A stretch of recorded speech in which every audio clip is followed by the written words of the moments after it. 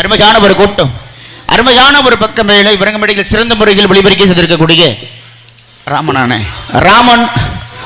ராமர் ஆடியோசனை சார்ந்த உரிமையாளருக்கும் மற்றும் பயன்படுத்திருக்கக்கூடிய அனைத்து நல்புலர்களுக்கும் எனது சார்பாகவும் எனது சார்ந்த நாடக கலை குடும்பத்தின் சார்பாக நெஞ்சார்ந்த மனமார்ந்த நன்றி கேட்டு வணக்கப்பட்டுக்கார தம்பி. இங்கு சிறந்த முறையில் சேதுபதியாக நடிக்கும் TS ஐயப்பன் அவர்களுக்கு பொன்னாடை பற்றி கௌரவப்படுத்தப்படுகிறது.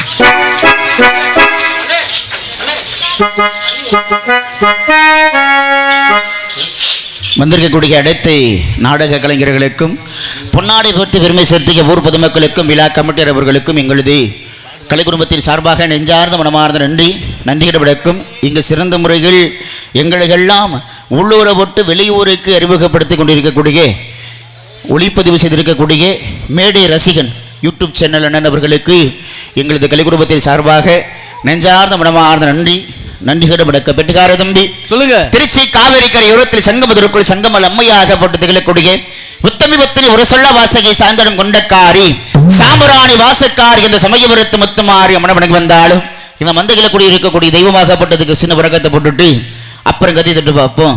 சரி எப்படி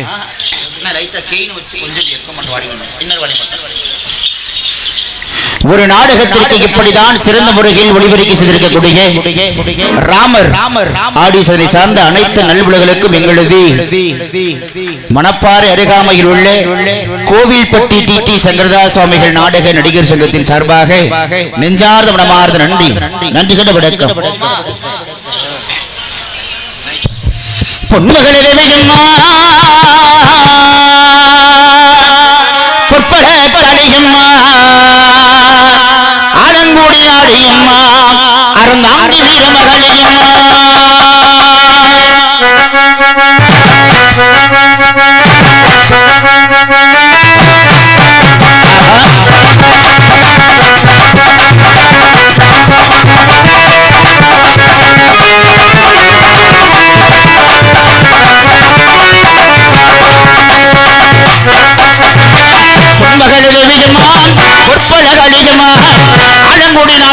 நம்பி வீரமகளியம்மா உன்னவள தேவியம்மா பொன்னவள கரியம்மா அழகுடி மாரியம்மா தாய்க்கு வீரமகளியம்மா திருவப்பூரில் வாழ்பவளே முத்துமாரியம்மா திருவேற்காட்டில் அமர்ந்தவளே கருமாரியம்மா திருவப்பூரில் வாழ்பவளே முத்துமாரியம்மா திருவேற்காட்டில் அமர்ந்தவளே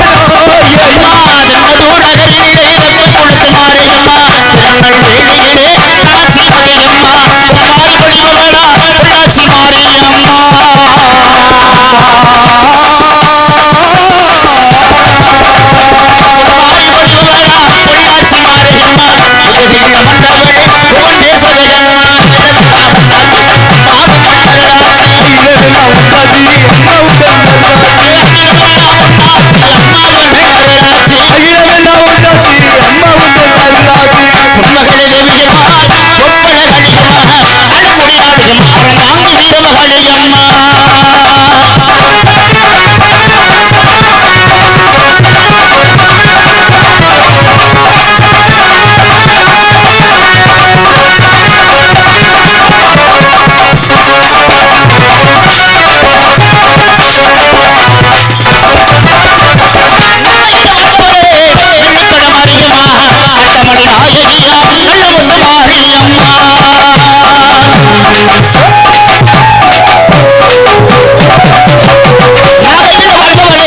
அழகுடி மாரியம்மா அவள் இந்த ஊர் மாரியம்மா திருச்சி கம்பளத்தில் சத்தியமங்கலத்தில் பொன்னாரி மாரியம்மா ஆடவளே சமயமுகத்து மாரியம்மா ஆடவளே வீரமெல்லாம் உன்னாட்சி அம்மா வந்து அருளாட்சி வீரமெல்லாம் உண்டாச்சி அம்மா உண்டாச்சி அகார ரூபம் வந்து கண் கொண்டு பார்த்தா அகமள வாழ்கின்ற மாசாணியாத்தா அகார ரூபம் கொண்ட கண்ணேடு மாதா அழகர வாழ்கின்ற மாசாணியாத்தா பொள்ளாச்சி நகரி பூவாச்சி புரிபவள் பொள்ளாச்சி நகரி பொள்ளாச்சி புரிபவள் வீரமென வாழ்பவளே அங்காரண்ணே அகமள வாழ்கின்ற மாசாணி தாயி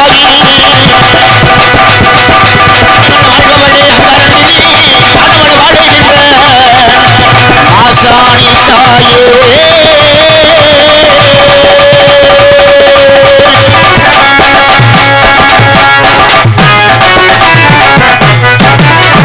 தாயே பேரன்பு கொண்ட பெரியோர்கள் பெருமதிப்பிற்க மரியாதைக்குரிய நாடகக்கள ரசிகபடி மக்களை காலையில் காடு சென்று மாலையில் வீடு திரும்பி மண்ணை பொன்னாக்கும் தர்ம விவசாய பெருங்குடி மக்களை கற்றது கையளவு கல்லாதது உலகளவு என்று சொல்லக்கூடிய வருங்காலத்தில் இந்தியாவை வல்லரசாக்கப்பட்டது நீக்கும் எங்களது போன்ற பட்டதாரி மாணவ மாணவிகள் மற்றும் பள்ளி மாணவ செல்வங்களே உங்கள் அனைவருக்கும் எனது சார்பாகவும் எனது சார்ந்த நாடக கலை குடும்பத்தை சார்பாக நெஞ்சார்ந்த மனமார்ந்த நன்றி நன்றிகள் வணக்கம்.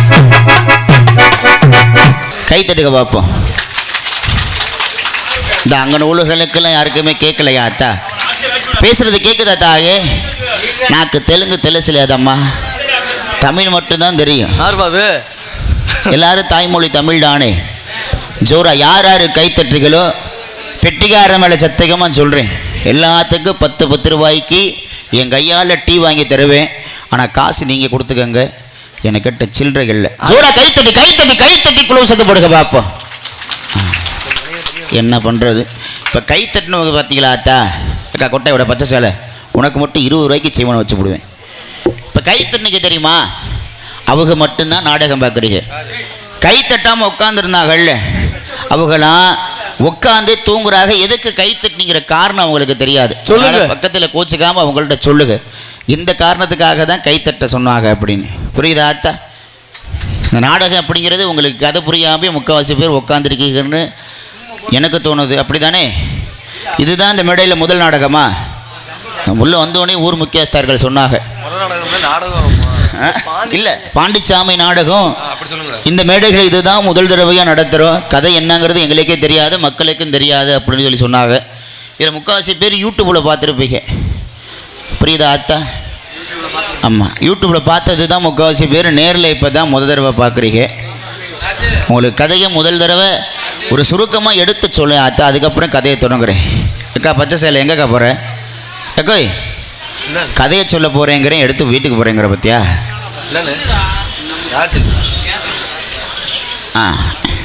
இதுதான் தமிழோட ஒற்றுமை. ஒரு ஆள் எந்திரிச்சு போனோன்னு பின்னாடி 10 பேர் போவாகன்னு கதை. 3 போயிருக்குது, இன்னும் 7 பேர் பின்னாடி போவாங்க. அது எந்திரிக்க ஆசைப்பட்டுச்சு ஒரு பாப்பா, நான் இப்படி சொல்லவுமே அந்த பாப்பாவும் உட்காந்துருச்சு. இந்த கதை என்னங்கிறது முதல்ல சுருக்கமாக சொல்கிறேன் ஆத்தா, அதுக்கப்புறம் நான் கதையை தொடங்குறேன். ஏன்னா எல்லாருமே எதிரியை பார்க்குற மாதிரி எங்களை பார்க்குறீங்க. 1000 2000 காசு பணமும் உங்கள்கிட்ட கேட்கல. இந்த நாடகத்தோட முக்கியத்துவமே ஏன்னா மகமாய நாடகங்கிறது 7 தெய்வத்தையும் இந்த ஒரு மந்தையில் 7 பூங்கரகமாக வைக்கப்பட்டு 7 தெய்வத்தையும் இந்த ஒரு மந்தையில் சாமிகள் வைப்போம்.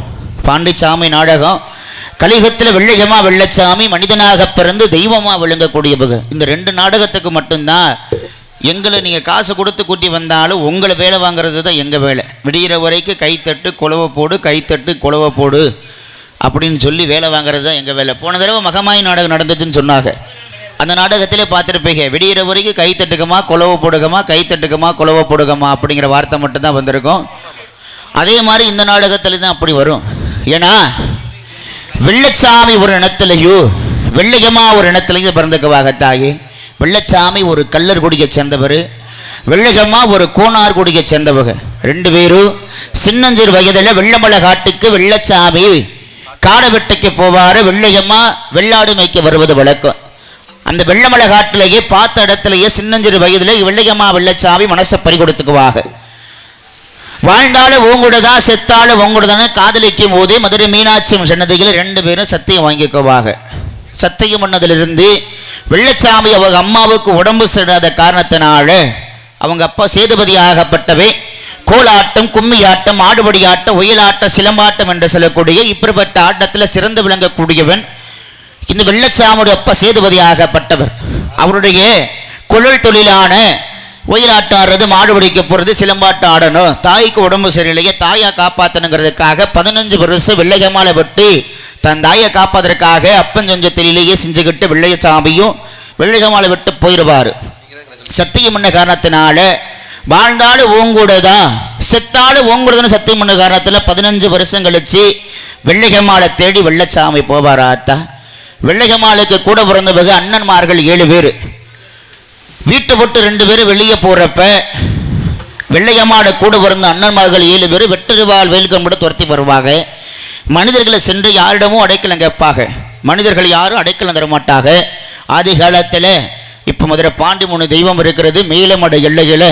அந்த சிவகங்கை சீமை சிம்மக்கல் ரோடு கரப்பாய் உரணி மேலமட எல்லைகளை குடிகொண்டு மொட்டை கோபுரங்காத்த புத்தன்குடி மதுரை பாண்டிமுனீஸ்வரனாக காட்சியளித்திருக்கக்கூடிய மதுரை பாண்டிமுனி தெய்வத்துக்கிட்ட போய் இந்த வெள்ளையம்மா வெள்ளச்சாமி அடைக்கலம் கேட்பாங்க.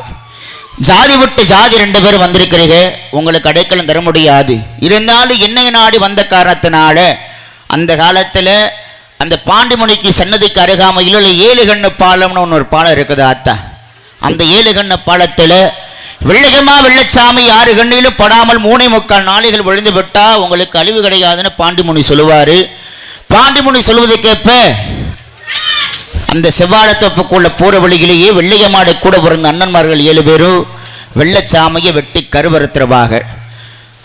வாழ்ந்தாலும் உங்கூட தான் செத்தாலும் உங்கூட தானுங்கிறதுக்காக வெள்ளையம்மாலும் வெள்ளச்சாமி கூட குணங்கட்ட ஏறி செத்து பேரும். நம்மளை நாடி வந்தவங்க இப்படி மாண்டு படைந்து விற்கிறார்களே, இப்படியே விட்டால் இந்த கலியுகத்தில் ஆவியாக அழியக்கூடாது என்பதற்காக மதுரை பாண்டிமுனி தெய்வம் அந்த வெள்ளையம்மா வெள்ளச்சாமி ஆவேசத்தை அவருடைய இடதுகால் பெருவரில் ஏந்துவார். இதுதான் ஆத்தா இந்த நாடகத்தோட கதை. ஆதி காலத்தில் ஜாதி விட்டு ஜாதி திருமணம் செய்திருந்தாலோ இல்லை காதலித்திருந்தாலோ என்ன நடக்குங்கிறதுக்காக தான் எடுத்துக்காட்டு இந்த மதுரை பாண்டிச்சாமி நாடகம். யாராவது பாண்டிமுனி வாசலுக்கு போயிருக்கீங்களா ஆத்தா? போனவங்க மட்டும் கை தூக்குங்க பார்ப்போம். எல்லாரும் போயிருந்தாலும் பாண்டிமுனிக்கு முன்னோடியாக திகழக்கூடியது சமயகரப்பன் ஆகப்பட்டவன். அவருடைய வாசல்ல பாண்டிமுனிக்கு முன்னோடியாக திகழக்கூடிய சமயகரப்பனை பார்த்தீங்கன்னா தலை முண்டமாக இருக்கும், உடம்பு மட்டும் இருக்கும், தலை கீழே இருக்கும். ஞாபகம் இருக்குதாம்மா? அந்த ஆலயத்து மே கோபுரத்தில் தான் இந்த வெள்ளையம்மா வெள்ளச்சாமி ஆகப்பட்டது அடக்கி வைக்கப்பட்டிருக்கும். இந்த மந்தையில் யார் வெள்ளையம்மா வெள்ளச்சாமி தொட்டு போயிருந்தாலும் சன்னதியில் போனாவே நீங்கள் சாமி ஆடுவீங்க.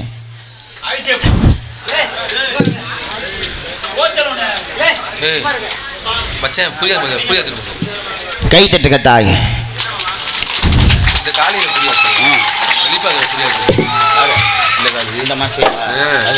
நினைக்கிறேன் நின்று பாண்டி நீ வந்தது சந்தோஷம். சொன்ன சொல்லுக்கு கட்டப்பட்டு நிற்கிறேன். நின்று வா அண்ணே, விடுங்க அண்ணே, பச்சை துண்டு அண்ணே. அண்ணே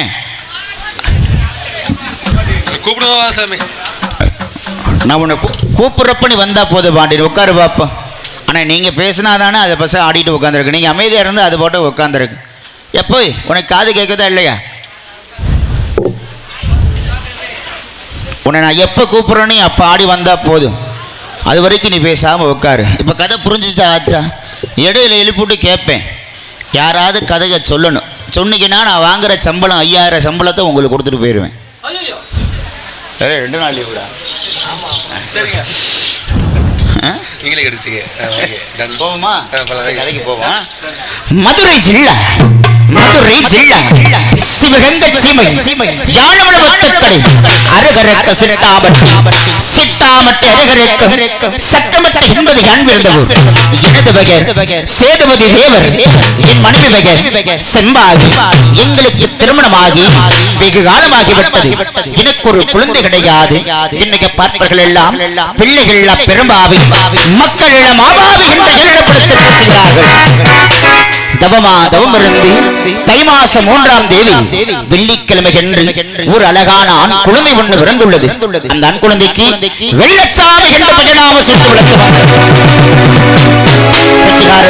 சொல்லுங்க. தை மாசம் 3ஆம் தேதி தவம் இருந்து வெள்ளிக்கிழமை என்று ஒரு அழகான ஆண் குழந்தை ஒன்று பிறந்துள்ளது. அப்படியா? அந்த ஆண் குழந்தைக்கு வெள்ளச்சாமி என்று பெயர் நாம சுட்டு வளர்த்து வந்தேன். சரி, நீங்க எல்லாம் பொழுது விழிஞ்சு எங்க போவீங்க? நாங்களா டீ கடைக்கு தான் போவோம். ஆனா நான் நேர கருவகாட்டுக்குள்ள போவேன். எங்கடா கஞ்சா வைக்கிறாங்க, எங்கடா கள்ள சாரை வைக்கிறாங்கன்னு சொல்லி என்னிடமே குடிபோதல உள்ள ஆளு இந்த சேதுபதியா ஆகப்பட்டவன். தை மாசம் 3ஆம் தேதி எனது வீட்டில் ஏமிக வெள்ளச்சாமி 5வது பிறந்த நாளே கோலாகலமா நடைபெறுவது வழக்கம். ஆனா ஏன் முன்னாட்டு என்ன பார்த்து என்ன தெரியுமா கேட்டா? என்ன ஏன் முன்னாட்டு என்ன பார்த்து என்ன தெரியுமா கேட்டா? குடிகாரப்பகல யாரு பாது பின்னாடி?